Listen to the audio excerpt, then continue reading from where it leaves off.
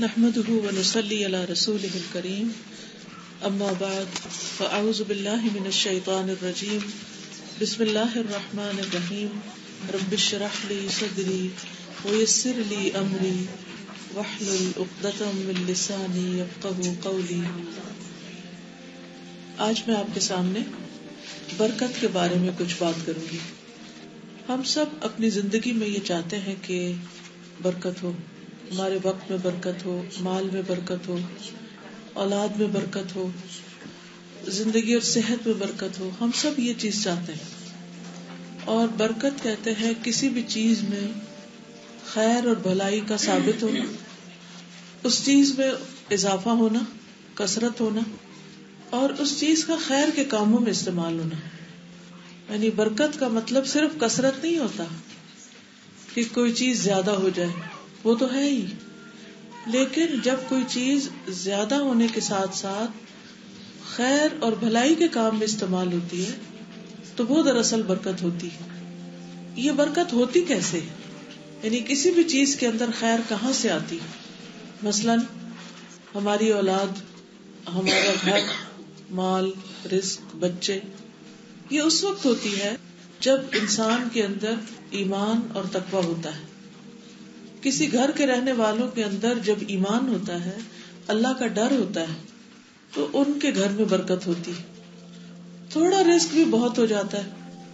لیکن اس کے برعکس جب لوگ اللہ تعالیٰ کی نافرمانی کرتے ہیں، اللہ تعالیٰ کی مرضی کے خلاف کام کرتے ہیں، اللہ سے ڈرتے نہیں، اور جب اللہ کا ڈر نہیں ہوتا تو ظاہر ہے پھر اللہ کی اطاعت بھی نہیں ہوتی، تو وہاں پر پھر خیر و برکت نہیں ہوتی۔ وہاں سب کچھ ہوتے ہوئے بھی سکون نہیں ہوتا، خوشی نہیں ہوتی، اطمینان نہیں ہوتا، اور ایک غم اور خوف اور ڈپریشن کی کیفیت ہوتی ہے۔ ہر وقت انسان کو یہ فکر ہوتی ہے کہ معلوم نہیں کہ یہ چیز میرے پاس رہے گی یا نہیں رہے گی۔ اگر برکت ہو تو دنیا میں تو ظاہر ہے امتحان ہے ہی، چیزیں آنی جانی ہیں، لوگ آنے جانے ہیں، ہماری زندگی کا ہر دن ایک کم ہوتا چلا جاتا ہے، تو یہ سب کچھ تو اپنی جگہ ہے ہی، لیکن ان چیزوں کے نقصان پر بھی پھر انسان دراصل پریشان نہیں ہوتا، اس کو بھی اللہ کی رضا سمجھ کر قبول کرتا ہے، اور اس پر دل کو ایک اطمینان اور ایک سکینت نصیب ہوتی، انسان اللہ تعالیٰ کے فیصلوں پر راضی ہو جاتا ہے۔ قرآن مجید میں اللہ تعالیٰ فرماتے ہیں وَلَوْ أَنَّ أَهْلَ الْقُرَىٰ آمَنُوا وَاتَّقَوْا لَفَتَحْنَا عَلَيْهِمْ بَرَكَاتٍ مِّنَ السَّمَاءِ وَالْأَرْضِ۔ اگر واقعی بستیوں والے ایمان لے آتے اور تقوی اختیار کرتے، احتیاط کی زندگی بسر کرتے، گناہوں سے بچ کے رہتے، تو ہم ضرور ان پر آسمان اور زمین سے بہت سی برکتوں کے دروازے کھول دیتے، بہت سی برکتیں نازل کر دیتے۔ تو اس سے یہ بات صاف ظاہر ہے، واضح کر دی گئی ہے، کھول کے بتا دی گئی ہے کہ اگر اللہ کی فرما برداری ہوگی تو برکت ہی برکت ہوگی۔ پھر اسی طرح ہم دیکھتے ہیں کہ قرآن مجید میں اور نبی صلی اللہ علیہ وسلم کی سنت میں بہت دفعہ اس کا ذکر کیا گیا ہے۔ حضرت ابراہیم علیہ السلام پر ہم ہر نماز میں برکت کی دعا کرتے ہیں، ہم کہتے ہیں اللہم صلی علی محمد وعلی آل محمد کما صلیت علی ابراہیم وعلی آل ابراہیم انک حمید مجید اللہم بارک علی محمد وعلی آل محمد کما بارکت علی ابراہیم وعلی آل ابراہیم انک حمید مجید۔ اے اللہ محمد صلی اللہ علیہ وسلم پر اور آپ کی آل پر برکتیں نازل فرما، جیسا کہ آپ نے ابراہیم علیہ السلام اور ان کی آل پر برکت نازل کی، وہ بڑے پھلے پھولے۔ اسی طرح تو محمد صلی اللہ علیہ وسلم کی امت پر بھی، آپ کی آل پر بھی برکت نازل فرما۔ تو یہ ایک ایسی دعا ہے جو ہم ہر نماز کے اندر اتحیات میں پڑھتے ہیں، لیکن جو لوگ نماز ہی نہ پڑھے ان کو برکت کہاں سے نصیب ہوگی؟ پھر ان کو تو یہ دعا لگ ہی نہیں سکتی، کیونکہ نہ وہ برکت کی دعا مانگتے اور نہ ہی پھر وہ دعا کا حصہ بنتے ہیں۔ کیونکہ جو شخص نماز ہی نہ پڑھے، جو اللہ تعالیٰ کے آگے جھکے ہی نہ، تو وہ پہلے درجے پر اپنے آپ کو بہت بڑے خیر سے محروم کر لیتا ہے، ابراہیم علیہ السلام کے بعد ان کے بیٹے اسحاق علیہ السلام کے بارے میں قرآن مجید میں آتا ہے. اللہ تعالیٰ فرماتے سورۃ صافات میں وَبَارَكْنَا عَلَيْهِ وَعَلَىٰ إِسْحَاقَ، اور ہم نے اس پر بھی برکتیں نازل کی اور اسحاق علیہ السلام پر بھی. ابراہیم علیہ السلام کے دو بیٹے ہیں، اسماعیل علیہ السلام اور اسحاق علیہ السلام. اسماعیل علیہ السلام کی اولاد سے تو نبی صلی اللہ علیہ وسلم، لیکن اسحاق علیہ السلام سے پھر آگے یعقوب علیہ السلام ہے، اور یعقوب علیہ السلام سے آگے پھر ان کی 12 بیٹے ہیں اور پھر بنی اسرائیل ہے. اور اس طرح ابراہیم علیہ السلام کی اولاد اور اولادوں کی اولاد پر برکتیں ہی برکتیں. اسی طرح نبی صلی اللہ علیہ وسلم جس شخص کو برکت کی دعا دے دیتے تھے وہ پھلتا پھولتا تھا. مثلا حدیث میں آتا ہے کہ اللہ کے رسول صلی اللہ علیہ وسلم نے حضرت انس کو برکت کی دعا دی تھی، اور حضرت انس کہتے ہیں کہ انہوں نے اپنی زندگی میں ان کی اولاد میں سے 100 سے زیادہ بیٹے پوتے اور ان کی اولاد تھی آگے. خود ان کی عمر بہت لمبی تھی، ان کے رزق میں بہت برکت تھی، کیونکہ انہیں برکت کی دعا ملی تھی نبی صلی اللہ علیہ وسلم سے، اللہم بارک لہو فی عمرہ و مالہ. پھر اسی طرح یہ ہے کہ صحابہ کرام بھی ایک دوسرے کو برکت کی دعا دیا کرتے تھے. مثلا نبی صلی اللہ علیہ وسلم جب مدینہ پہنچے ہیں تو آپ نے انصار اور مہاجرین کے درمیان میں ایک رشتہ مواخات قائم کیا، بھائی چارے کا. اس میں ایک مہاجر اور ایک انصاری دونوں آپس میں، جو مہاجر آتا تھا وہ انصاری کا مال، گھر میں سے جو بھی اس کی ضرورت کی چیز ہوتی تھی اس کو دی جاتی تھی، ایک طرح سے شیئر کرتے تھے. تو عبد الرحمن بن عوف جو مہاجر تھے ان کو سعد بن ربیع جو انصاری تھے ان کا بھائی بنایا گیا تھا. اب ہوا کیا کہ نبی صلی اللہ علیہ وسلم نے جب ان کو آپس میں بھائی بنایا تو سعد بن ربیع بہت خوش ہوئے.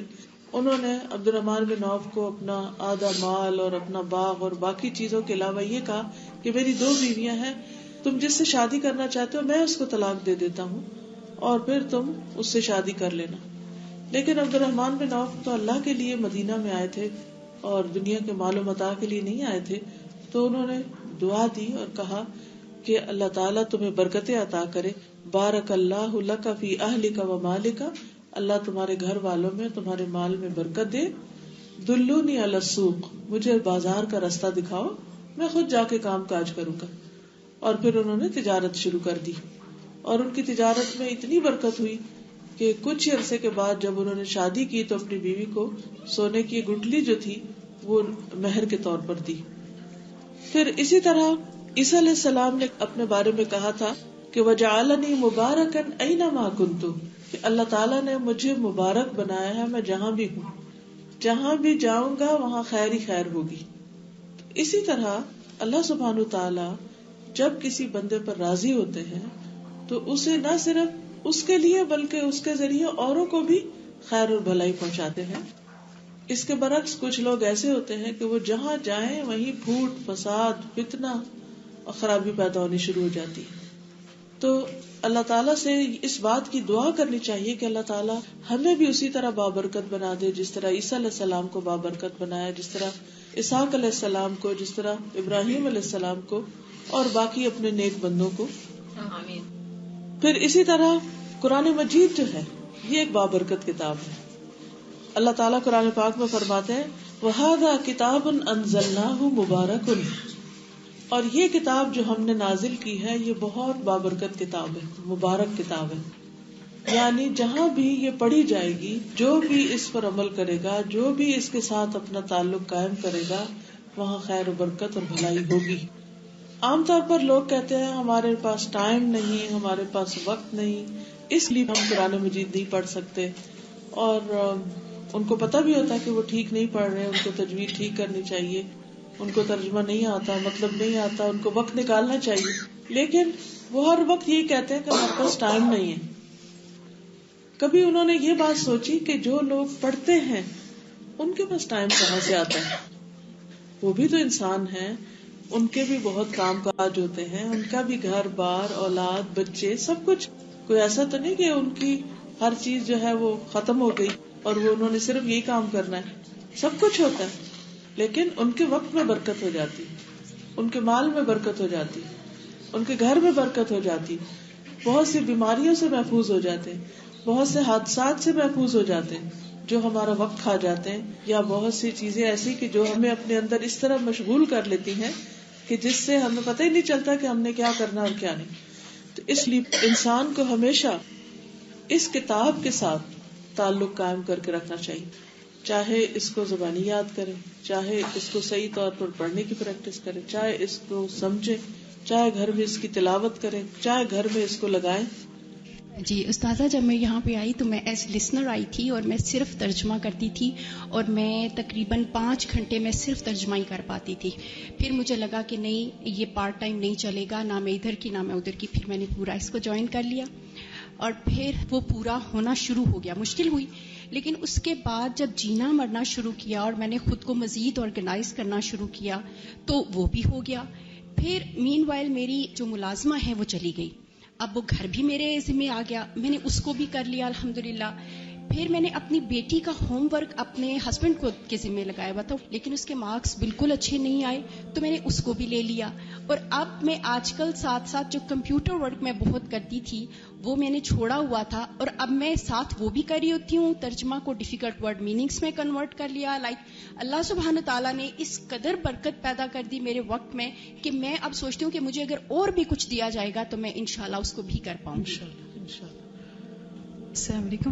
سادہ, جو قرآن پاک کی برکت ہے نا, قرآن پاک کو پڑھنے اور پڑھانے کی, اس کو الحمدللہ میں ایسے محسوس کرتی ہوں کہ جب سے قرآن پاک پڑھا ہے اور اس کے بعد الحمدللہ کسی نہ کسی تھوڑا بہت جو پڑھا رہے ہیں, تو الحمدللہ اللہ کا احسان ہے کہ جو بھی کبھی کوئی خواہش بعض دفعہ زبان پہ نہیں بھی آئی ہوتی نا, تو اللہ تعالیٰ پتہ نہیں کیسے پوری کروا دیتے ہیں. بعض دفعہ زبان سے نکلتی ہے اور بعض دفعہ زبان پہ آتی بھی نہیں ہے, لیکن وہ پوری ہو جاتی ہے. اور اتنی بڑی بڑی چیزیں, مثلا جیسے کہ جب میری شادی نہیں ہوئی تھی تو جیسے کہ لڑکیوں کو ہوتا ہے کہ بھئی ایسا گھرانہ ہونا چاہیے, ویسا گھرانہ ہونا چاہیے, تو جب میری شادی نہیں ہوئی تھی تو میں کسی بھی اسکالر وغیرہ کو دیکھ کے نا تو بہت مجھے ذہن میں آتی تھی کہ ماشاءاللہ جو ان کے گھر میں لوگ ہیں کہ وہ کتنے خوش نصیب ہوتے ہوں گے نا. تو الحمدللہ جب شادی ہو گئی اس طرح سے گھرانے میں, تو میں یہی سوچتی تھی کہ اللہ تعالیٰ نے پورے کروائی. مجھے نہیں معلوم تھا کہ یہ یعنی ذہن میں تھی بات کہ ایسا ہو تو کتنا اچھا ہو جائے, لیکن اللہ تعالیٰ کی طرف سے کہ بالکل بات کر رہی تھی وہ وقت کی برکت کی. مجھے انرجی کی برکت فیل ہوتی ہے جب سے اپنی انرجیز کو یہاں قرآن کے لیے اور دین کے کام کے لیے لگایا نا. گھر جا کے اتنی انرجی فیل ہوتی ہے کہ جو کام پہلے نہیں کر سکتے تھے, کھانا بھی پکا لیا, کچن بھی دیکھ لیا, میڈ کے ساتھ بھی کر لیا, لگتا ہے کہ آپ موو کریں, انرجی کہیں اور سے آ رہی ہے. واقعی نو ڈاؤٹ.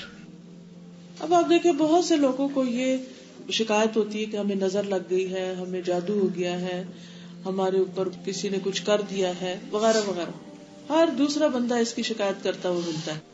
کیا بعض بیماریاں ایسی ہوتی ہیں کہ جن کا پتہ ہی نہیں چلتا ہے بیماری ہے کیا, سارے ٹیسٹ صحیح ہوتے ہیں اور بندہ پھر بھی بیمار ہوتا ہے. تو ایسی تمام چیزوں کا علاج کیا ہے؟ قرآن مجید میں اللہ تعالیٰ صاف طور پر فرماتے ہیں وَنُنَزِّلُ مِنَ الْقُرْآنِ مَا هُوَ شِفَاءٌ وَرَحْمَةٌ لِّلْمُؤْمِنِينَ. ہم قرآن مجید میں وہ چیز اتارتے ہیں کہ جو شفا اور رحمت ہے مومنوں کے لیے. تو اس میں آپ دیکھیے کہ قرآن مجید چونکہ ہے ہی شفا, ٹھیک ہے نا, تو اس کے ذریعے شفا حاصل کرنا کسی بھی بیماری کے لیے شفا ہو سکتی, لیکن اس کے لیے شرط کیا ہے کہ انسان اس کو پڑھے یا سنے. میں کسی اسکالر کو سن رہی تھی تو وہ کہتے ہیں کہ لوگ میرے پاس آتے ہیں, اپنی بیماریوں کا ذکر کرتے ہیں, اپنی پریشانیوں کا ذکر کرتے ہیں, تو میں ان کو کہتا ہوں کہ قرآن پاک پڑھو. تو وہ کہتے ہیں وہ ہم پڑھ نہیں سکتے, ان کو پڑھنے کا دل نہیں چاہتا, یا دنوں انہوں نے قرآن نہیں کھولا ہوتا. اگر ہم سب غور کریں تو آج صبح سے لے کے اب تک ہم نے کتنی تلاوت کی ہے. چلو اگر ہم نے کر بھی لی تو ہمارے گھر والوں نے کتنی کی ہے. اب اکثر مسلمان گھرانوں کا حال یہ ہو گیا ہے کہ صبح کے وقت قرآن پاک کی تلاوت نہیں ہوتی, بلکہ لوگ سوئے رہتے ہیں, ساری رات بھی آرام کر کے پھر صبح اٹھ کے پھر دوبارہ عادت ہوتی ہے, اور کچھ بھی نہیں, ضرورت نہیں ہوتی, بس عادت ہے. تو عادت ایک ایسی چیز ہے کہ جو انسان بس مجبور ہو جاتا ہے اس کے ہاتھوں. انسان سمجھتا بھی کہ غلط چیز ہے لیکن پھر بھی کرتا چلا جاتا ہے. تو انہوں نے ایک واقعہ سنایا کہ کس طرح انہوں نے کسی کو اسی طرح کوئی بیمار آیا تھا, اسے کہا کہ قرآن مجید پڑھو, تو اس نے کہا میں پڑھ نہیں سکتا. انہوں نے کہا اچھا پھر سنو. کہتے کتنا سنو؟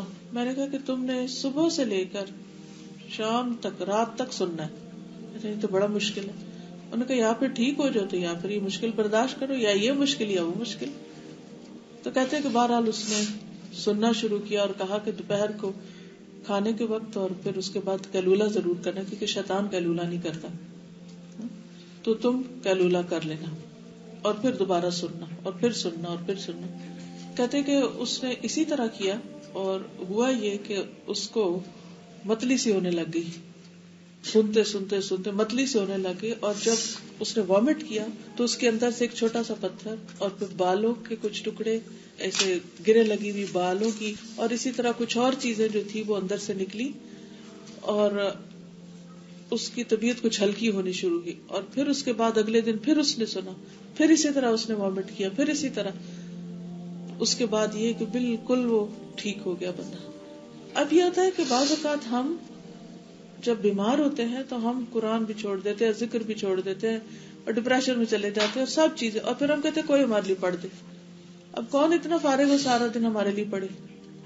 کتنا بھی کوئی پیار کرے کسی سے, کسی کی ہمت نہیں. تو یہ اللہ کا اتنا بڑا احسان ہم ایسے دور میں کہ ہمیں ہر قسم کے کاریوں کی آواز میں قرآن پاک کی تلاوت ملتی ہے اور ہم اس کو لگا کر سن سکتے. لیکن یہ کہ وہ ایسا نہیں کہ ادھر لگایا اور ادھر باتیں ہو رہی ہیں, اور بیچ میں جیسے مریض اسپتال میں داخل کر دیتے ہیں ایسے ہی ایسے بندے کو کسی کمرے میں بند کر دینا چاہیے, اور اس کے پاس کوئی اور دنیا کی باتیں نہیں کرنی چاہیے, اور مسلسل قرآن اس کو سنوانا چاہیے, کیونکہ قرآن شفا ہے. لوگ کہتے ہیں اچھا کوئی تعویذ مجھے لا دو, وہ آسان کام ہے, وہ رکھ دو, وہ لٹکا دو, لیکن قرآن نہیں. حالانکہ قرآن مجید بابرکت کتاب ہے. اگر ہم ہر روز گھر میں صبح شام پڑھتے رہیں تو انشاءاللہ ایسی چیزوں کو داخلے کا موقع ہی نہیں ملے گا, وہ تو خود ایک پروٹیکشن بن جائے گا. پھر اسی طرح یہ ہے کہ انسان کی جو غذا ہے اس کے اندر بھی برکت ہوتی ہے. مثلا آپ صلی اللہ علیہ وسلم فرمایا کہ جب کھانا کھاؤ تو ایک سائڈ سے کھاؤ, بیچ میں برکت اترتی ہے. اچھا تو بہت سے لوگ کیا کرتے ہیں, بس وہ گولے جاتے ہیں, یا کھانے کے ہمارے طریقے ایسے ہوتے ہیں چمچ سے یا بیچ میں سے پیتے ہیں یا کھاتے ہیں تو وہ ہر جگہ چمچ پھر رہا ہوتا ہے. تو کھانا چاہے چمچ سے ہی کھائیں تو کیا کریں, سائڈ سے کھانا شروع کریں. سوپ بھی پیئیں تو سائڈ سے پینا شروع کریں.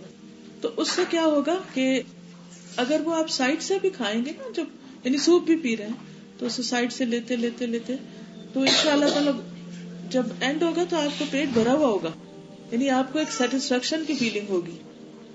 اور اگر بسم اللہ پڑھ کے کھائیں تو اس سے کیا ہوتا ہے, برکت نازل ہوتی ہے اس کھانے سے, اور ایک تسلی ہوتی ہے. ورنہ کیا ہوتا ہے کہ بعض اوقات ہم بہت سا بھی کھا لیتے ہیں اور کھانے کے بعد ایسا لگتا ہے کھائی کچھ نہیں, کیونکہ ایسے کھانے میں شیطان شریک ہو جاتا ہے.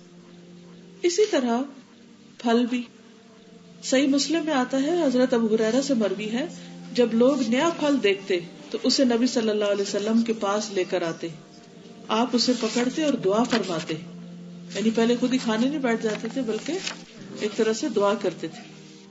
تو آپ صلی اللہ علیہ وسلم یہ دعا کرتے, اللہم ان ابراہیم عبدک و خلیلک و نبیک و انی عبدک و نبیک و انہ دعاک لمکہ و انا ادعوک للمدینہ بمثل ما دعاک لمکہ ومثلہ ومعہ قال ثم يدعو اصغر ولید له فیعطیہ ذلک التمر. اے اللہ ہمارے پھل میں برکت ڈال دے, ہمارے مدینہ میں برکت ڈال دے, ہمارے سا میں برکت ڈال دے, پیمانوں میں, ہمارے مد میں برکت ڈال دی, بھی پیمانہ. اے اللہ ابراہیم تیرا بندہ اور تیرا خلیل تھا, اور میں بھی تیرا بندہ اور تیرا نبی ہوں. ابراہیم نے تجھ سے مکہ کے لیے دعا کی تھی, میں تجھ سے مدینہ کے لیے دعا کرتا ہوں. انہوں نے تجھ سے جو مکہ کے لیے مانگا میں اس سے دگنا تجھ سے مدینہ کے لیے مانگتا ہوں. پھر آپ اپنے پاس سب سے چھوٹے بچے کو بلاتے اور وہ پھل اس کو دے دیتے تھے. اچھا ہم نے کبھی ایسا کیا کہ ہم دعا مانگے کہ یا رب العالمین جس طرح تو نے اپنے نیک بندوں کو برکت عطا کی, تو ہماری زندگیوں میں, ہمارے وقت میں, ہمارے کھانے میں, ہمارے مال میں, ہماری اولادوں میں برکت ڈال. اچھا وہ پھل آپ سب سے چھوٹے بچے کو دیتے, کیونکہ عام طور پر کیا ہوتا ہے کہ جب کوئی کھانے کی چیز ہوتی ہے نا تو بچوں کی نظر اس پر بہت ہوتی ہے, اور خصوصاً پھل. اور مدینہ کا پھل کیا تھا, کھجوریں تھی, سویٹس, آج کی چاکلیٹ کہہ لیں آپ. تو کیونکہ لالچ جو ہوتی ہے اس سے برکت نکل جاتی ہے. جب انسان بغیر لالچ کے دل کی تسلی کے ساتھ کوئی چیز کھاتا ہے یا لیتا ہے یا دیتا ہے تو اس میں بہت برکت ہوتی ہے. لیکن جب انسان کو لالچ ہوتی ہے اور ہرس ہوتی ہے اور آپاداپی ہوتی ہے اور ہر ایک کو یہ ہوتا ہے کہ مجھے مل جائے اور ناجائز طریقوں سے بعض اوقات لینے کی کوشش کی جاتی ہے, تو اس سے پھر وہ برکت ختم ہو جاتی ہے. اور پھر انسان کے پاس کتنا کچھ بھی ہو، اس کا دل غنی نہیں ہوتا، اس کے دل کے اندر سکون نہیں ہوتا، اس کے دل میں خوشی نہیں ہوتی. تو یہ دل کی خوشی اور اطمینان ایسی چیز ہے جو کسی مارکیٹ میں نہیں ملتی. یہ برکت ایسی چیز ہے جو کسی بازار میں نہیں بکتی. یہ آپ کی خیر، بھلائی، دعائیں، اللہ کا ذکر، اللہ کا تقوی، یہ چیزیں برکت لاتی ہیں. پھر اسی طرح مسند احمد میں آتا ہے، ایک آدمی نبی صلی اللہ علیہ وسلم کو ٹکٹکی باندھ کے دیکھ رہا تھا جبکہ آپ نماز پڑھ رہے تھے، اور آپ اپنی نماز میں یہ دعا مانگ رہے تھے، اللہم اغفر لی ذنبی ووسع لی فی داری وبارک لی فی ما رزقتنی. اے اللہ میرے گناہ معاف کر دے، میرا گھر میرے لیے وسیع کر دے، گھر کھلا کر دے، اور میرے لیے میرے رزق میں برکت ڈال دے. عام طور پر گھر جو ہے وہ صرف رقبے سے بڑے نہیں ہوتے، بلکہ اس کے رہنے والوں کے دل جب بڑے ہوتے ہیں تو گھر بڑے ہوتے ہیں. پھر چھوٹے گھر میں بھی بڑی بھلائیاں اور خیر ہوتی. اکثر لوگ شادی جب ہوتی ہے اس وقت چھوٹے سے گھر میں ہوتے ہیں، پھر اس کے بعد جو بچے بڑے ہوتے ہیں پھر اللہ تعالیٰ مال میں بھی اضافہ کر دیتا ہے، وہ بڑے گھر میں چلے جاتے ہیں. لیکن بعض اوقات یہ دیکھا گیا ہے کہ جب بچوں کی شادیاں ہوتی ہیں اور بہو یا جو اگلی جنریشن ہے اس کے اندر خیر و بھلائی نہ ہو تو وہ بڑے گھر بھی چھوٹے ہو جاتے ہیں اور ان کے اندر بھی کوئی خوشی اور سکون نہیں رہتا. ہاسٹل میں جو ٹریننگ سیشن ہوتا ہے تو اس میں ہم لوگوں کو سینڈوچز بنانے سکھائے گئے تھے، اور اس میں یہ تھا کہ ایک ٹیبل پہ کچھ لوگ جمع ہو جاتے تھے اور پھر ہم لوگ ان سب نے مل کے سینڈوچز بنائے. تو اس دن حالانکہ ہم سب کے حصے جو ہے وہ ایک ایک چھوٹا چھوٹا پیس ہی آیا تھا سینڈوچ کا، لیکن جب ہم نے وہ کھایا اور ہم اوپر گئے تو ہمیں رات کے کھانے تک ہمیں بھوک نہیں لگی ہوئی تھی کسی کو بھی. ہم کہہ رہے تھے کہ ہم فل ہو گئے ہیں بالکل. تو اس دن مجھے برکت کے لفظ پہ بہت یقین آیا کہ برکت واقعی کیا چیز ہوتی ہے. آپ کے خیال میں وہ کیا چیز تھی جس سے برکت ہوئی؟ سب کے مل جل کر کام کرنے سے، کیونکہ ید اللہ ہی فوق الجماع، جماعت پر اللہ کا ہاتھ ہوتا ہے. جب لوگ مل کر کام کرتے ہیں، ایک دوسرے کا احترام کرتے ہیں، ایک دوسرے کا خیال رکھتے ہیں، ایک دوسرے کے لیے ایثار کرتے ہیں تو برکت ہوتی ہے. اور جب آپا دھاپی ہوتی ہے، لالچ ہوتی ہے، خود غرضی ہوتی ہے اور ہر کوئی کھینچا تانی کر رہا ہوتا ہے تو برکت اٹھ جاتی ہے. پھر اسی طرح صحیح بخاری میں ہے، ایک صحابی کہتے ہیں عروۃ البارقی کہ نبی صلی اللہ علیہ وسلم نے مجھے ایک دینار دیا کہ میں آپ کے لیے ایک بکری خرید کر لاؤں. اس سے میں نے 2 بکریاں خریدی، پھر ایک بکری 1 دینار کے عوض بیچ دی. ایک بکری اور دینار لے کے رسول اللہ صلی اللہ علیہ وسلم کے پاس آیا تو آپ صلی اللہ علیہ وسلم نے عروہ کی تجارت میں برکت کی دعا کی، جس کے بعد اگر مٹی کا سودا بھی کرتے تو اس سے بھی نفع حاصل ہوتا. کیا کہ آپ نے 1 دینار دیا کہ جاؤ میرے لیے بکری خرید کے لاؤ. وہ گئے، انہوں نے پہلے تو 2 بکریاں خریدی اس سے، پھر ان میں سے 1 بیچ دی 1 دینار کی، اور واپس 1 بکری بھی لے گئے، دینار بھی واپس لے گئے. تو آپ خوش ہو گئے کہ اتنا سمجھدار، اتنا اچھا کام کر کے آیا. تو آپ نے اس کو برکت کی دعا دی. اور وہ کہتے ہیں کہ اس کے بعد میں کوئی بھی تجارت کرتا، چاہے مٹی بیچتا، تو بھی مجھے نفع حاصل ہوتا.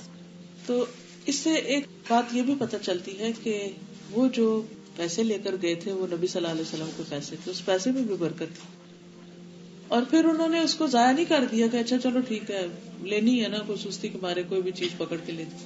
اس کو اچھی طرح اس سے کام لیا، اس سے 2 خریدی، پھر اس سے آگے اور تجارت کی. عام طور پر جب ہمیں کوئی کام کہہ دے کرنے کا تو ہم بس خانہ پوری کر دیتے ہیں، کر لیا ہو گیا. اس کو آسان طریقے سے نہیں کرتے. اب کیا ہوتا ہے کہ دوسرے کا دل نہیں خوش ہوتا، پھر اس کے دل سے دعا نہیں نکلتی. تو کوئی بھی کام انسان جب اللہ کے ڈر سے کرتا ہے، اللہ کو خوش کرنے کے لیے کرتا ہے، تو اس سے اس کے اندر برکت پیدا ہو جاتی، اس کے اندر سے خیر و بھلائی پھوٹتی، اور اس خیر و بھلائی کا اثر دور دور تک جاتا ہے. سنن ترمذی کی روایت میں ہے کہ نبی صلی اللہ علیہ وسلم نے فرمایا، بارک اللہ لک فی صفقۃ یمینک، اللہ تعالیٰ تیرے دائیں ہاتھ کے سودے میں برکت ڈال دے. کہتے ہیں اس کے بعد وہ کوفہ کی طرف جاتے اور بہت زیادہ نفع کماتے اور اہل کوفہ کے مالداروں میں شامل ہونے لگے. یعنی ان کو اتنا مال نصیب ہوا کہ وہ بڑے بڑے مالداروں میں شامل ہو گئے. اسی طرح حضرت انس کو جو آپ نے دعا دی تھی برکت کی، تو وہ کہتے ہیں کہ اللہ کی قسم میرے پاس بہت زیادہ مال ہے، میری اولاد اور پوتے 100 سے زیادہ تجاوز کر چکے ہیں. کہتے ہیں کہ حضرت انس کا ایک باغ تھا جو 1 سال میں 2 دفعہ پھل دیتا تھا. اور اس باغ میں ایک پھول تھا جو کستوری کی خوشبو دیتا تھا. اچھا، سال میں 2 دفعہ پھل، یہ میں نے اپنی آنکھ سے کسی کے یہاں دیکھا. پچھلے دنوں لاہور جانا ہوا میرا، تو وہاں پر ایک بزرگ خاتون ہے، تو وہ کافی عرصے سے مجھے کہتی تھی آپ کبھی لاہور آئے تو میرے گھر ضرور آئے. تو کبھی وقت ہی نہیں ہوتا تھا، تو اس دفعہ تھوڑا سا میرے پاس وقت نکلا، بلکہ میں جہاں ٹھہری ہوئی تھی وہاں سے گھر قریب تھا. تو کہتی ہے کہ آئے میرے گھر، تو میں چلی گئی.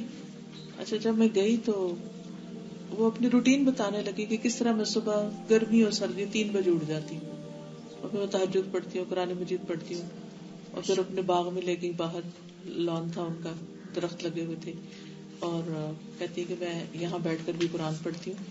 اور آپ دیکھیں کہ اس وقت نومبر کا موسم ہے اور میرے درخت پہ پھل لگے ہوئے ہیں، آم لگے ہوئے تھے. جی، میں نے اپنی آنکھ سے دیکھی.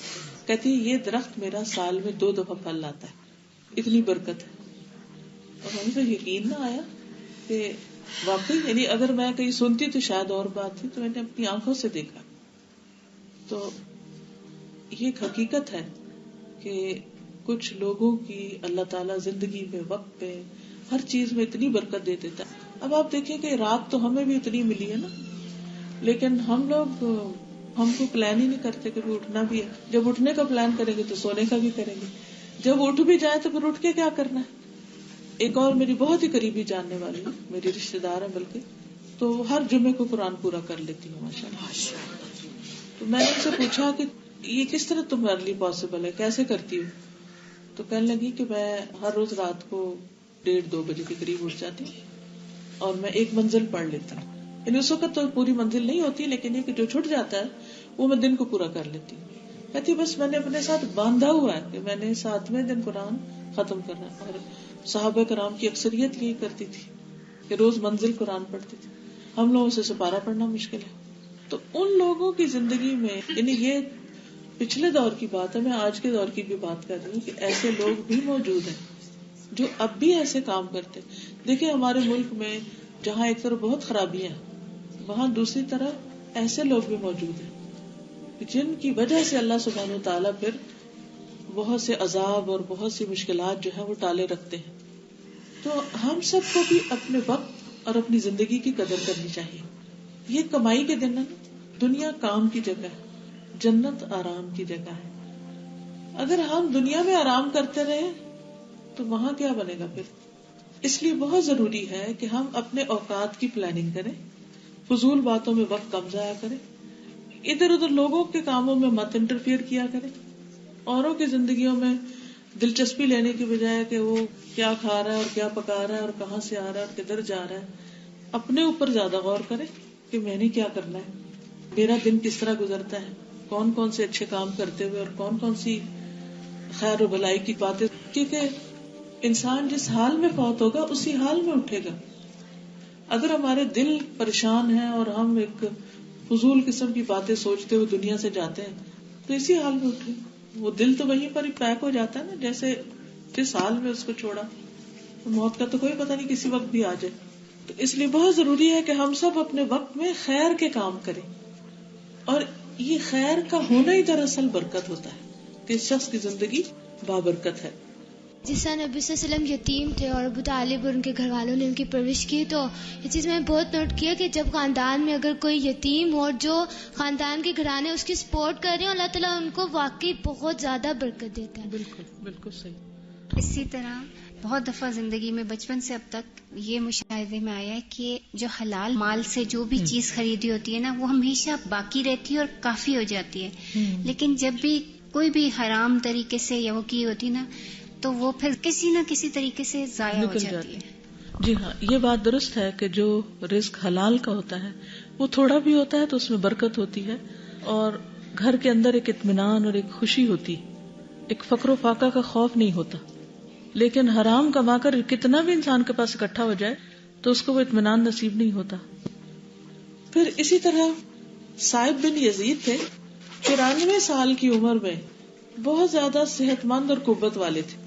تو انہوں نے فرمایا کہ مجھے یقین ہے کہ میں اب تک اپنے کانوں اور آنکھوں سے جو نفع حاصل کر رہا ہوں وہ صرف رسول اللہ صلی اللہ علیہ وسلم کی میرے لیے برکت کی دعا کا نتیجہ ہے. ایک دفعہ میری خالہ مجھے رسول اللہ صلی اللہ علیہ وسلم کے پاس لے گئی فرمانے لگی اے اللہ کے رسول صلی اللہ علیہ وسلم یہ میرا بھانجا بیمار ہے, آپ اس کے لیے اللہ سے دعا کر دیں. چنانچہ آپ نے میرے لیے دعا فرمائی. دوسری روایت میں آتا ہے میری خالہ نے کہا میرا یہ بھانجا بیمار ہے, آپ نے میرے سر پہ ہاتھ پھیرا, میرے لیے برکت کی دعا کی. اس کے بعد آپ نے وضو کیا, میں نے آپ کے وضو کا بچا ہوا پانی پیا, پھر میں آپ کے پیچھے کھڑا ہوا اور میں نے مہر نبوت آپ کے دونوں کندھوں کے درمیان دیکھی جو کبوتر کے انڈے کی طرح تھی, یعنی کہ پیچھے آپ کے وہ مہر تھی جو آپ کی نبوت کی علامت تھی, نشانی تھی. زہرا بن معبد اپنے دادا عبداللہ بن ہشام سے روایت کرتے ہیں انہوں نے نبی صلی اللہ علیہ وسلم کو دیکھا. ان کی والدہ زینب بنت حمید انہیں رسول اللہ صلی اللہ علیہ وسلم کے پاس لے گئی اور کہا اللہ کے رسول صلی اللہ علیہ وسلم اس سے بیعت لے لیں. آپ نے کہا یہ بھی چھوٹا ہے, تو آپ نے ان کے سر پہ ہاتھ پھیرا اور ان کے لیے دعا کی. زہرا کہتے ہیں میرے دادا عبداللہ بن ہشام بازار کی طرف جاتے, غلہ خریدتے, تو وہاں انہیں عبداللہ بن عمر اور عبداللہ بن زبیر ملتے. وہ دونوں ان سے کہتے ہمیں بھی سودے میں شریک کر لو, اس لیے کہ نبی صلی اللہ علیہ وسلم نے تمہارے لیے برکت کی دعا کی ہے, تو جب ہم تمہارے ساتھ مل کے بزنس کریں گے تو ہمارے بزنس میں بھی برکت ہو جائے گی. تو عبداللہ ان دونوں کو بھی شریک کر لیتے. بسا اوقات ایک پورے اونٹ کا غلہ نفع ہوتا اور وہ اسے گھر میں بھیج دیتے, یعنی وہ جو مل کے بزنس کرتے تو اتنا زیادہ پروفٹ ہوتا کہ پھر وہ آگے دے دیتے. مسند احمد کی روایت ہے حنزلہ کہتے ہیں مجھے میرے دادا حنفیہ نبی صلی اللہ علیہ وسلم کے پاس لے کر آئے. حدیث میں ہے کہ انہوں نے مجھے نبی صلی اللہ علیہ وسلم کے قریب کیا اور کہا یہ میرا بیٹا ہے, اس کے علاوہ اور بھی بیٹے ہیں, یہ ان میں سب سے چھوٹا ہے, آپ اس کے لیے دعا فرمائیں. آپ نے میرے سر پر ہاتھ پھیرا اور فرمایا بارک اللہ فیکا, اللہ تجھے برکت عطا کرے. راوی کہتے ہیں میں نے دیکھا کہ حنزلہ کے پاس کسی ایسے آدمی کو لایا جاتا جس کا چہرہ ورم زدہ ہوتا, یا کسی جانور کو لایا جاتا جس کے تھن ورم زدہ ہوتے, یعنی سوجن ہوتی, تو حنزلہ اپنے ہاتھوں پر تھتکارتے, بسم اللہ پڑھتے, پھر اپنا ہاتھ اس کے چہرے پہ رکھتے اور فرماتے رسول اللہ صلی اللہ علیہ وسلم نے بھی اسی جگہ پر ہاتھ رکھا تھا اور اللہ کے فضل سے وہ ورم ٹھیک ہو جاتا تھا. یعنی اللہ سبحانہ وتعالیٰ نے ان کو یہ برکت عطا کی, یا کہنا چاہیے کہ ان کو یہ خیر عطا کی. یعنی برکت کا مطلب ہے وہ خیر دینا, کہ انسان کسی کو نفع پہنچانے کے قابل ہو جائے, کیونکہ خیر الناس من ینفع الناس, لوگوں میں سب سے بہترین انسان وہ ہوتا ہے جو لوگوں کو فائدہ پہنچاتا ہے. ہمارے ہاں عام طور پر کیا ذہنیت ہوتی ہے کہ ہم صرف فائدہ اٹھا لیں, فائدہ دے نہ کسی کو, کوئی ہم سے کچھ مانگ نہ لے, کوئی ہم سے کچھ حاصل نہ کرے. حالانکہ جو فائدہ دینے والا ہوتا ہے خود اس کو فائدہ پلٹ کے پہنچتا ہے, وہ خیر اور بھلائی اسی کی طرف جاتی. تو اس لیے ضروری نہیں ہوتا فائدہ صرف مال کا ہی ہو, فائدہ جان کا بھی ہوتا ہے کہ انسان اپنے ہاتھوں سے کسی کی خدمت کرے. تو اللہ نے ہاتھ بنائے کیوں؟ کسی کام کے لیے بنائے نا. ہاتھ سے کسی کی خدمت کرے, کچھ کسی کے کام آئے, اپنے پاؤں سے چل کے کہیں جائے, اپنے علم سے, اپنی سمجھ سے, اپنے وقت سے, اپنے مشورے سے, کسی بھی چیز سے جو اللہ نے اس کو عطا کی ہے دوسروں کو فائدہ پہنچائے. تو جب انسان دوسروں کی بھلائی کرنے والا ہوتا ہے, دوسروں کو خیر پہنچانے والا ہوتا ہے, تو وہ ساری خیر واپس اسی کی طرف پلٹتی ہے جو فائدہ پہنچاتا ہے. اور یہ جو برکت ہوتی ہے کسی کے اندر, وہ دراصل اس کے اندر خیر پہنچانے کی صلاحیت ہوتی ہے. اللہ تعالیٰ اس کے ذریعے لوگوں کو فائدہ پہنچاتا ہے. تو ایسا انسان نہ صرف یہ کہ خود فائدہ اٹھاتا ہے بلکہ دوسروں کو بھی فائدہ پہنچاتا ہے. اب اسی طرح یہ ہے کہ تھوڑا رزق کس طرح کافی ہوتا ہے. آپ کو معلوم ہے نا حضرت ابو ہریرہ دن رات پڑھتے پڑھاتے رہتے تھے, تو ان کے پاس وقت ہی نہیں ہوتا تھا کہ کوئی اپنی دنیا کمانے کا کوئی کام کرے. بعض اوقات بھوک کی وجہ سے بے ہوش ہو جاتے تھے, کیونکہ ان کو اتنا سیکھنے کا شوق تھا کہ باقی سارے لوگ اپنی کمائی کے لیے بازار جاتے, کچھ کرتے, تو یہ اس وقت بھی لگ کے بیٹھے رہتے, نبی صلی اللہ علیہ وسلم سے احادیث جو بھی سنتے, جو آپ کی بات سنتے وہ فوراً لکھ لیتے. اب ہوا یہ کہ وہ کہتے ہیں کہ میں نبی صلی اللہ علیہ وسلم کے پاس کھجوریں لایا. ابو ہریرہ کہتے ہیں میں نے عرض کیا یا رسول اللہ صلی اللہ علیہ وسلم ان میں اللہ سے برکت کی دعا کریں. آپ نے ان کو جمع کیا اور دعا فرمائی, پھر فرمایا ان کو پکڑ لو اور اپنے کسی تھیلے میں ڈال لو, جب ضرورت ہو تھیلے میں ہاتھ داخل کرنا اور بقدر ضرورت استعمال کر لینا, اور انہیں کھلی ہوئی نہ نکالنا, یعنی وہ پلیٹ میں کھول کے مت رکھنا. ابو ہریرہ کہتے ہیں میں نے تقریباً ایک وسق ہوتا 60 سا, ایک وسق کھجوریں اس تھیلے سے نکال کر اللہ کے راستے میں دی, یعنی اس میں ہاتھ ڈالتا نکال کے دیتا, ڈالتا نکالتا, ڈالتا نکالتا. ہم خود اس سے کھاتے اور لوگوں کو بھی کھلاتے. وہ تھیلی ہمیشہ میرے پاس رہی, حتیٰ کہ جس دن حضرت عثمان کو شہید کیا گیا اس دن وہ تھیلی گم ہو گئی. حضرت عائشہ بھی کہتی ہے کہ نبی صلی اللہ علیہ وسلم جو فوت ہوئے تو ان کے گھر میں تھوڑے سے جو کے سوا کچھ نہیں تھا, تو وہ جس برتن میں تھے بس وہاں سے ہاتھ ڈال کے نکال لیتی تھی، اور کبھی انہوں نے دیکھا گنا نہیں تھا کہ کیا ہے بچھو، لیکن جس دن انہوں نے اس کو کھول کے دیکھا تو اس کے بعد وہ ختم ہو گئی. تو بعض اوقات ہم لوگ پیسے گن گن کے رکھتے ہیں، گن گن کے دیتے ہیں، گن گن کے ہر چیز کا حساب رکھتے ہیں، کھانا گن گن کے، تول تول کے، ناپ ناپ کے، بہت ساری چیزوں میں بڑی کیلکولیشنز کرتے ہیں. تو ٹھیک ہے، ضرورت پڑنے پر کیلکولیشن کر سکتے ہیں آپ مثلاً جا رہے ہیں بازار اور آپ نے 10,000 کی کوئی چیز لینی ہے تو آپ اتنا تو گنے گے نا کہ 10 ہے کہ نہیں. لیکن جس ندیدی نظریں ہوتی ہیں، یہ ندیدہ پن جو ہوتا ہے کہ جس سے لالچ اور دیکھتے رہنا، اچھا کیا آ گیا، کیا چلا گیا، کتنا رہ گیا، وہ نہیں ہونا چاہیے. مثلاً آپ نے اگر جیسے غریبوں کو یا فقیروں کو دینے کے لیے کچھ رکھا ہوا ہے تو مثلاً آپ کے بیگ میں ہے یا دراز میں ہے یا گھر میں ہے کہیں بھی، تو جب آپ اس میں سے نکال کے دیں گن کے نہ دیں، بس ایسے جو ہاتھ میں آیا دے دیا. آپ تجربہ کر کے دیکھیں کہ اللہ تعالیٰ آپ کو بے حساب رزق دے گا، کیونکہ آپ نے حساب نہیں کیا، اس میں سے نکالا اور دے دیا. کیونکہ اللہ کا دے رہے ہیں، وہ گن رہے ہیں، وہ حساب کرنے کے لیے کافی. تو یہ جو دل کا لالچ نہ ہونا ہے نا، اس میں بڑی خیر اور بھلائی ہے. ابو ہریرہ کہتے ہیں کہ وہ 55 سال سے زیادہ اس میں سے کھجوریں کھاتے رہے تھے، یعنی اتنا عرصہ وہ اس میں سے دیتے بھی رہے اور کھاتے بھی رہے، اور اللہ سبحانہ وتعالیٰ نے ان کو برکت عطا کی. جی بسم اللہ تو ہر چیز پر ہے، کیونکہ بسم اللہ برکت کا ذریعہ ہے. میرے فادر کے فرینڈ نے انہوں نے بتایا تھا کہ پہلے ان کے پاس امرود کا ایک باغ ہوا کرتا تھا، تو انہوں نے کہا کہ مجھے اتنا پروفٹ نہیں ہوتا اس سے، تو کسی نے ان سے کہا کہ آپ صدقے کی نیت کر لیں، آپ داخل ہوتے ہوئے اونچی آواز میں کہیں کہ اللہ اس میں سے جو بھی آپ مجھے دیں گے نا وہ میں صدقہ ضرور کروں گا اس میں سے کسی بھی طرح سے. تو انہوں نے یہی کیا، اور اس کے بعد ایسا ہوا کہ ان کے تھوڑے سے درخت تھے، اس پہ اتنا اچھا پھل آتا تھا اور اتنا زیادہ آتا تھا کہ باقی درختوں پہ اتنا نہیں آتا تھا. اور انہوں نے اس سے کیا کیا کہ وہ رشتے داروں میں بانٹنا شروع کر دیا، اپنے چچا کے بیٹوں اور جتنے بھی کزنس تھے ان میں، مطلب انہوں نے کہا کہ یہ جتنے درخت ہے نا اس میں سے انہوں نے اسپیسیفائی کر لیا کہ ان درختوں کا پھل جو ہے وہ میں رشتے داروں میں دوں گا، اتنا جو ہے میں کہیں اور صدقہ کروں گا. تو ابو بتا رہے تھے کہ وہ کہتے ہیں کہ جتنے بھی منڈی کے لوگ تھے نا یا جتنے بھی وہ سوداگر تھے وہ کہتے تھے کہ ہم نے اسی بندے سے خریدنا ہے کیونکہ اس کا مال اوپر سے لے کر نیچے تک پیٹی میں بالکل صاف شفاف ہوتا ہے اور اس کا پھل جو ہوتا ہے وہ بہت اچھا ہوتا ہے، تو وہ خراب بھی نہیں ہوتا. وہ صرف اس چیز کی برکت تھی کہ انہوں نے صدقے کی وہ نیت کی ہوئی تھی اس سے. تو یہ ایک حقیقت ہے کہ انسان اگر دیکھے کہ اس کی کسی بھی چیز میں کمی ہو رہی ہے تو انسان اس میں سے اللہ کے راستے میں دینا شروع کر دے. اللہ سبحانہ وتعالیٰ کا وعدہ ہے کہ من جاء بالحسنۃ فلہ عشر امثالھا، جو ایک نیکی لائے گا اللہ اس کے بدلے میں 10 اس کو عطا کرے گا. برکت کا ایک اور کانسیپٹ بھی میں نے جو آبزرو کیا وہ یہ کہ جب آپ صدقہ دیتے ہیں تو ایک اور طرح سے برکت ہوتی ہے کہ آپ کا مال ایکسٹرا خرچ ہونے سے بھی بچ جاتا ہے. میرا پرسنل ایکسپیرینس یہ ہے کہ جب میں نکلتی ہوں تو میں عادت ہے کہ صدقہ دے کے نکلوں، تو اگر میں وہ مس کر دوں تو مجھے یہاں سے یونیورسٹی جانے تک بھی پتہ نہیں اتنے میری اسپینڈ ہو جاتا ہے پیسے نا، کبھی کیب میں، کبھی لینے میں، کبھی کس طرح.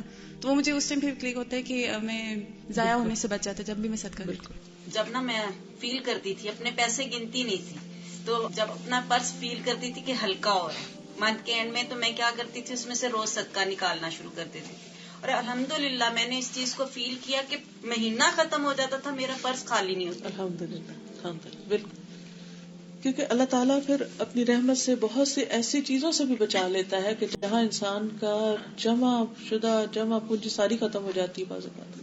تو اس لیے صدقہ جو انسان کی پروٹیکشن کا ذریعہ بھی ہے اور ہر طرح کی خیر و بھلائی لانے کا ذریعہ بھی.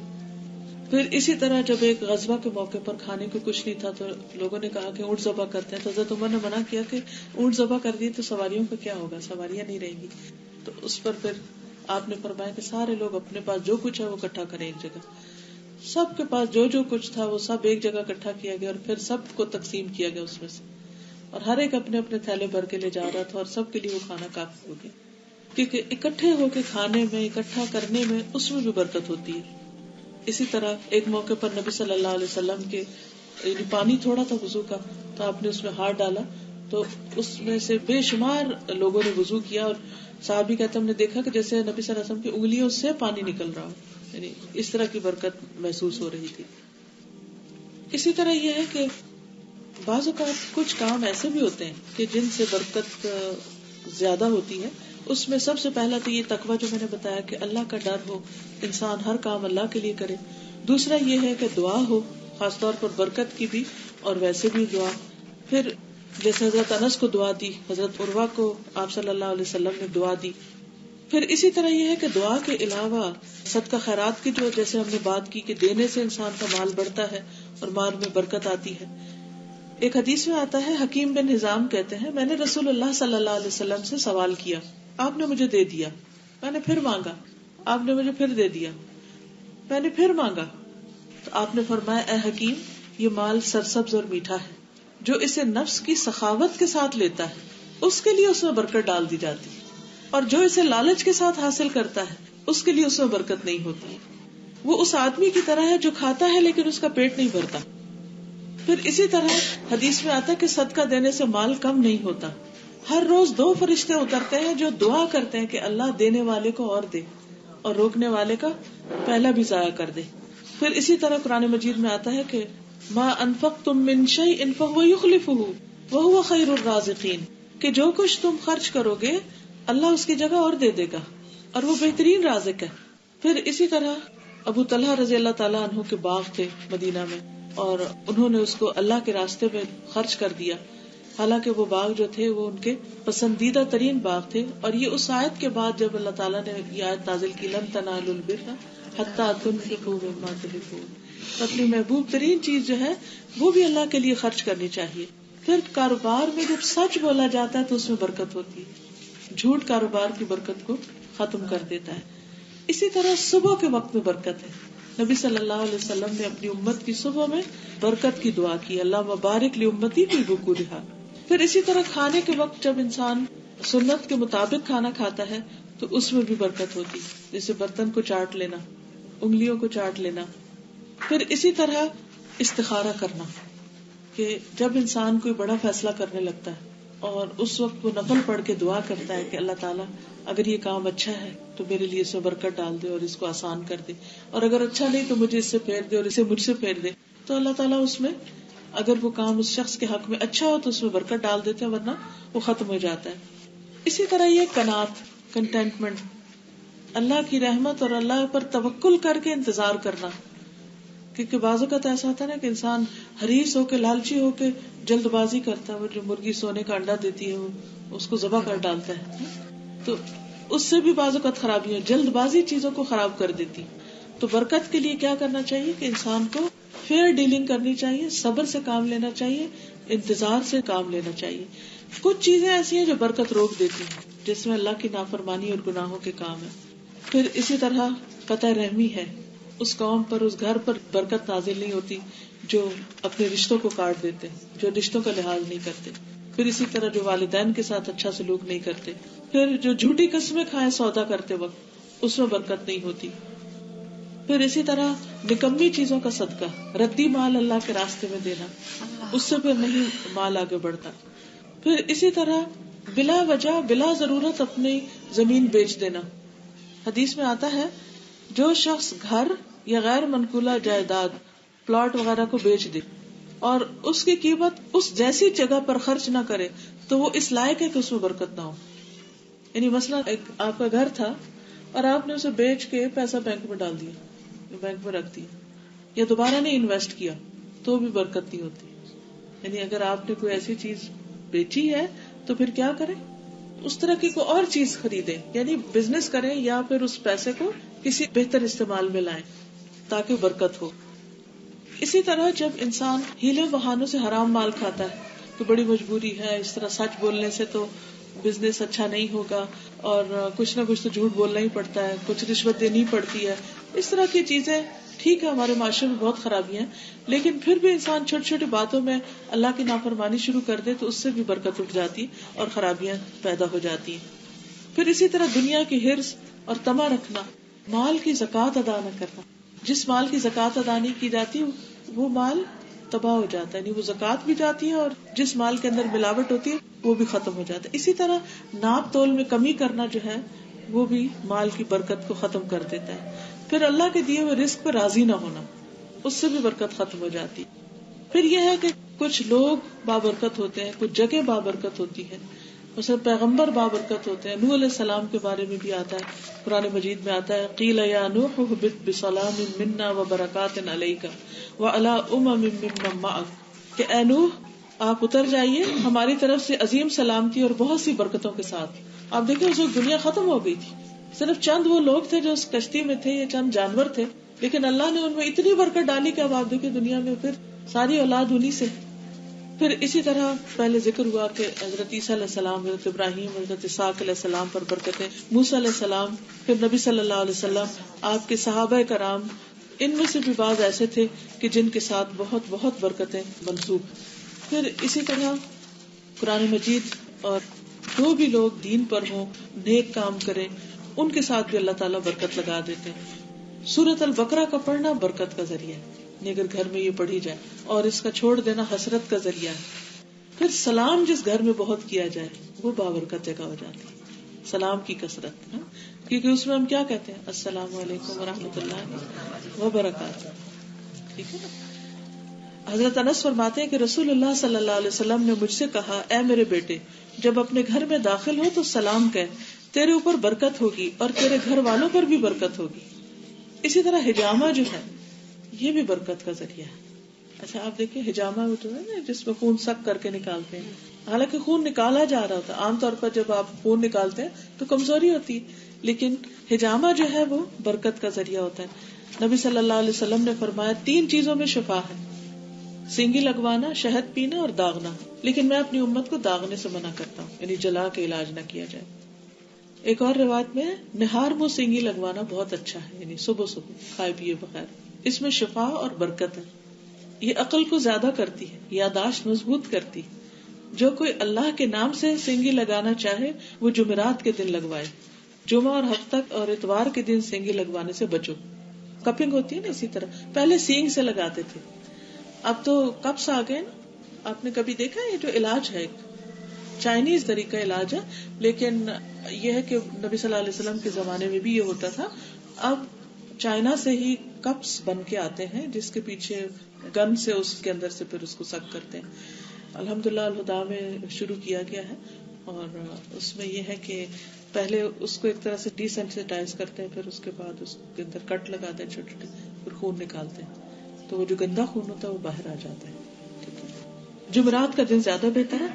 جمعہ, ہفتہ اور اتوار کے دن نہیں لگوانا چاہیے. سوموار اور منگل کے دن بھی لگوانے میں فائدہ ہے, کیونکہ ان دنوں میں اللہ تعالیٰ نے ایوب علیہ السلام سے بیماری کو دور کیا تھا. بدھ کے دن بچنے کو کہا گیا کیونکہ اس دن اللہ تعالیٰ نے ایوب علیہ السلام کو بیماری میں ڈالا تھا. ہمارے یہاں کیا ہے, بدھ کم سد, حالانکہ یہ الٹ ہے اس سے. کوڑ اور برس کی بیماری بدھ کے دن یا رات کو نکلتی ہے. بارش بھی بابرکت ہے, اور اس کی برکتیں تو سب محسوس کرتے ہی ہیں کہ بہت سی بیماریاں ختم ہو جاتی. وَنَزَّلْنَا مِنَ السَّمَاءِ مَاءً مُبَارَكًا, ہم نے آسمان سے بابرکت پانی اتارا. آپ جتنا مرضی کھیتوں کو خود پانی دے, لیکن جو ایک بارش کے بعد ہریالی ہوتی ہے وہ نہروں کے پانی سے بھی نہیں ہوتی. پھر اسی طرح یہ ہے کہ برکت بڑوں کے ساتھ ہوتی, البرکت مع اکابرکم. لیکن ہمارے ہاں اب اولاد کا حال کیا ہوتا ہے, وہ کہتے ہیں بس بڑے ہمیں نظر نہ آئے, ہمیں کچھ منع نہ کرے, کسی چیز سے روکے نہیں. اور بڑوں میں 3 طرح کے بڑے ہوتے ہیں. ایک تو جو عمر میں بڑے ہوتے ہیں, دوسرے جو علم میں بڑے ہوتے ہیں, تیسرے جو تقویٰ اور نیکی اور خیر اور بھلائی کے کاموں میں بڑے ہوتے ہیں, یعنی جو ہم سے زیادہ عبادت گزار ہیں, روزے دار ہیں, تہجد گزار ہیں, تلاوت کرنے والے. پھر اسی طرح جو ہم سے زیادہ علم میں ہیں, جو ہم سے زیادہ خیر اور بھلائی کے کام کرنے والے. تو جو شخص بھی ہم سے آگے کسی بھی چیز میں ہو وہ خیر و بھلائی کا باعث ہے, بابرکت ہے. مائے زمزم جو ہے, زمزم کا پانی, یہ بھی برکت والا ہوتا ہے. حضرت جبریل جب نبی صلی اللہ علیہ وسلم کے پاس آئے تھے اور آپ کا سینہ چاکی اور اسے زمزم سے دھویا تھا. پھر اسی طرح آپ صلی اللہ علیہ وسلم نے اس کو بہترین کھانا کہا ہے, یعنی زمزم جو ہے.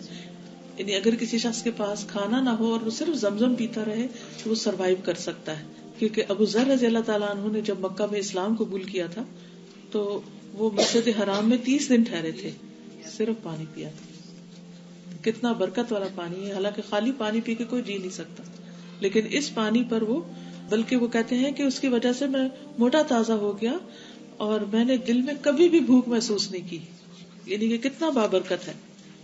پھر اسی طرح یہ ہے کہ عبداللہ بن مبارک حج کے لیے گئے تو زمزم کے پاس کھڑے ہو گئے, کہنے لگے اللہ تیرے نبی کا فرمان ہے, زمزم کو جس مقصد کے لیے پیا جائے وہ پورا ہوتا ہے, میں اسے قیامت کے دن کی پیاس بجھانے کے لیے پیتا ہوں. تو ہماری نیت بھی صحیح ہونی چاہیے اور اس کے اندر یقین ہونا چاہیے کہ واقعی یہ بابرکت ہے.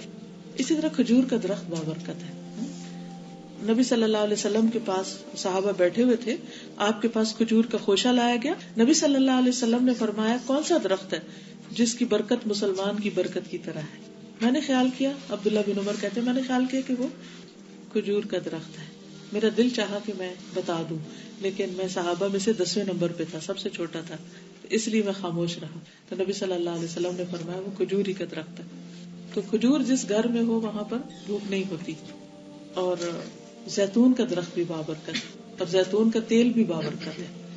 اللہ تعالیٰ نے قرآن پاک میں سورۃ نور میں فرمایا اللہ نور السماوات والارض مثل نورہ کمشکاۃ فیہا مصباح المصباح فی زجاجہ الزجاجۃ کأنہا کوکب دری یوقد من شجرۃ مبارکۃ زیتونۃ شجرۃ مبارکۃ زیتونۃ لا شرقیۃ ولا غربیہ.